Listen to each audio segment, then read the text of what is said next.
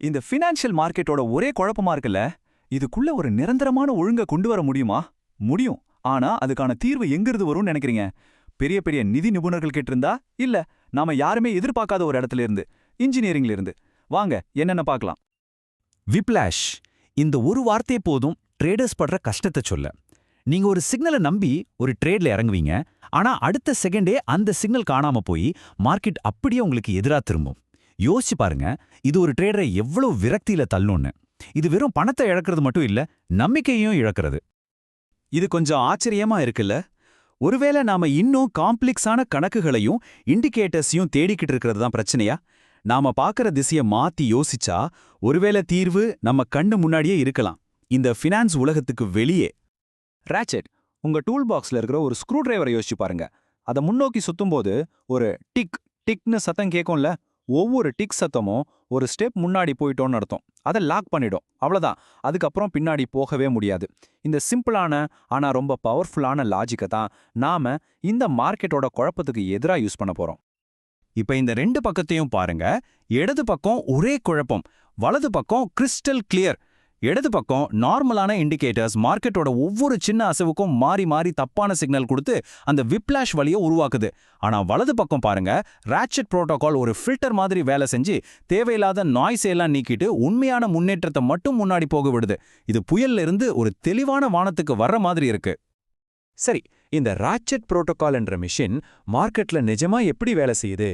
வாங்க அதோட இன்ஜினை கொள்ள பார்ப்போம். இதோட இதயம் டி லெவல் கேஸ்கேட்னு சொல்ற ஒரு 3 அடுக்கு சிஸ்டம் தான். இத ஒரு நியூக்ளியர் ரியாக்டரோட சேஃப்டி சிஸ்டம் மாதிரி யோசிச்சுக்கோங்க. முதல் ஸ்டெப் சூழல். மார்க்கெட் நிலையா இல்லைனா சிஸ்டம் முழுசா லாக் ஆயிடும், எதுவுமே நடக்காது. ரெண்டாவது ஸ்டெப் சார்பு. மார்க்கெட்ல ஒரு தெளிவான மாற்றம் கன்ஃபார்ம் ஆனதும் முதல் லாக் ஓபன் ஆகி சிஸ்டம் அடுத்த லெவலுக்கு ரெடி ஆகும். கடைசியா மூணாவது ஸ்டெப் தூண்டுதல். எல்லாமே சரியா இருக்கும்போது மட்டும்தான் ட்ரேட் பண்றதுக்கான கிரீன் சிக்னல் கிடைக்கும். ஒவ்வொரு ஸ்டெப்பும் ஒரு ஒன் வே தான், ரிவர்ஸ் எடுக்கவே முடியாது. இந்த படம் அந்த ஒன்வே பாதையை ரொம்ப அழகா காட்டுது பாருங்க. ஒவ்வொரு லெவலும் ஒரு லாக். ஒரு லெவலை தாண்டிட்டா அவ்வளவுதான், அது லாக் ஆயிடும். மார்க்கெட் திடீர்னு மாறினாலும் உங்களை பின்னாடி இழுக்க முடியாது. அந்த முன்னேற்றம் பூட்டப்பட்டு விட்டது. அடுத்து நம்ம பார்க்க போற டேஷ்போர்ட்ல இது ரெட், எல்லோ, கிரீன்னு கலர்ஸ்ல ரொம்ப தெளிவா தெரியும். உலகத்திலேயே பெஸ்ட் லாஜிக்கா இருந்தாலும் சரி, அதை யூஸ் பண்ற ஆளுக்கு புரியலன்னா வேஸ்ட் தான். ஒரு பைலட்டுக்கு எப்படி ஒரு தெளிவான டேஷ்போர்டு தேவையோ அதே மாதிரி தான் ஒரு ட்ரேடருக்கும். ப்ரெஷரான டைம்ல முடிவெடுக்க ஒரு சிம்பிளான நேரடியான இன்ஃபர்மேஷன் வேணும். டேஷ்போர்டோட முதல் கட்டளை இதுதான். இதுக்கு ஒரே அர்த்தம் தான், தொடாதீங்க. மார்க்கெட் சேஃபா இல்ல, உங்க கேபிட்டல் ரிஸ்க்ல இருக்கு, அதனால எந்த ஆக்ஷனும் எடுக்காதீங்கன்னு சிஸ்டம் ரொம்ப உறுதியா சொல்லுது. இதுதான் உங்க முதல் மற்றும் மிக முக்கியமான பாதுகாப்பு கோட்டை. இப்போ எல்லோ, இது ஒரு ஃபேக்டரி மெஷின் ஸ்டாண்ட் பைல இருக்கிற மாதிரி. சிஸ்டம் ரெடியா இருக்கு, சூழல் சரியாயிடுச்சு, ஆனா கரெக்டான மொமெண்ட்டுக்காக வெயிட் பண்ணுது. இது அவசரப்படாதீங்க, சரியான நேரத்துக்காக வெயிட் பண்ணுங்கன்னு நமக்கு பொறுமையும் கத்துக் கொடுக்குது. ஃபைனலா இதோ வருது கிரீன் கோ. எல்லா செக்ஸும் முடிஞ்சு எல்லா கண்டிஷனும் ஓகே ஆகி ராக்கெட்டோட ஒவ்வொரு ஸ்டெப்பும் கிளிக் ஆன பிறகு மட்டும்தான் இந்த சிக்னல் வரும். இது ஒரு ட்ரேடர் பயமில்லாம முழு நம்பிக்கையோட செயல்பட தேவையான உறுதியை கொடுக்குது. இந்த ராட்செட்ன்ற ஒரு சின்ன பொறியிலிருந்து எப்படி ஒரு முழுமையான ட்ரேடிங் ஃபிலாசபிங்கிற பெரிய நெருப்பு உருவாகுதுன்னு பார்க்கலாமா? இந்த சிஸ்டம் ஒரு சேஃப்டி வால்வ் மாதிரியும் வேலை செய்யுது. ஃபார் எக்ஸாம்பிள், மார்க்கெட் சடனா விழும்போது நீங்க பயத்துல போய் வாங்க நினைச்சா கூட இந்த சேஃப்டி வால்வ் அதை பிளாக் பண்ணி சூழல் சரியில்லைன்னு வார்ன் பண்ணும். இது உங்க எமோஷன்ஸ் கிட்ட இருந்து உங்களை காப்பாத்துது. இந்த ரெண்டு படமும் மொத்த கதையும் சொல்லுது. இடது பக்கம் இருக்கிறது ஒரு சின்ன விதை, ராட்செட்ன்ற ஒரு சிம்பிள் மெக்கானிக்கல் பார்ட்.